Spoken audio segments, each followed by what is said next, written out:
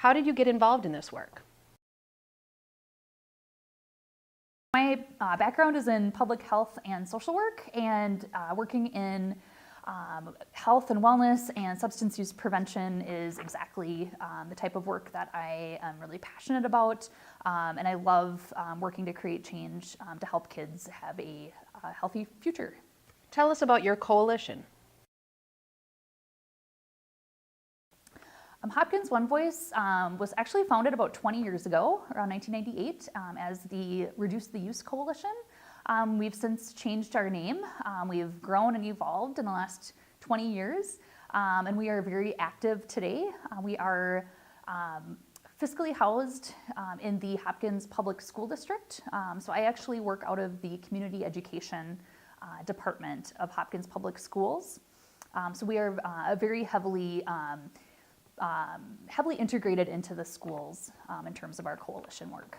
One area that we've really been excited about recently has been engaging students on topics related to mental health and substance use prevention. We have a couple different initiatives going on. Again, mental health has been a really big focus of our coalition. We have a student advisory board that is planning a student mental health awareness campaign at Hopkins High School. We also have a group of students who are leading a Change to Chill Club, which is in partnership with Allina Health. And then we also have a student wellness committee who identified vaping as an area that they wanted to work on last school year. And we've been doing a lot of work around vaping awareness and prevention. What does sustaining prevention look like for your coalition? In terms of working with youth, I think sustainability is something that's really important. Obviously, it's natural for for students to get older and to graduate.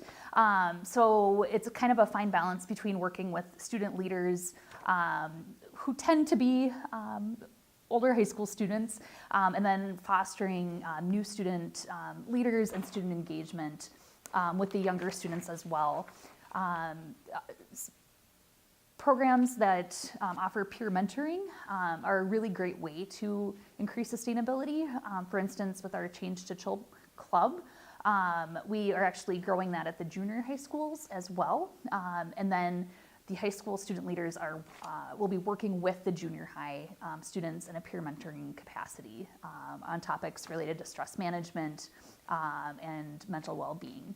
The youth and students are at the heart of everything that we're doing, and actually engaging them and providing them opportunity to lend their voice, to express what they're concerned about and what they think is going well are really important in our work as prevention professionals.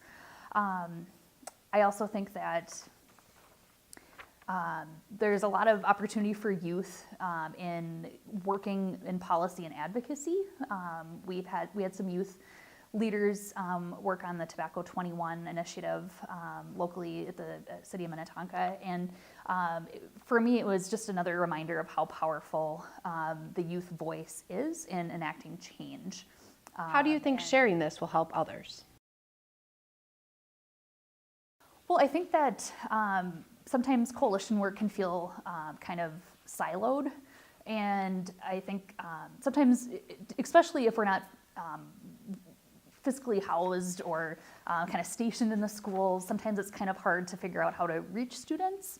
But I think actually, reaching out and providing opportunities for student engagement and leadership on topics around prevention and health and wellness is so important.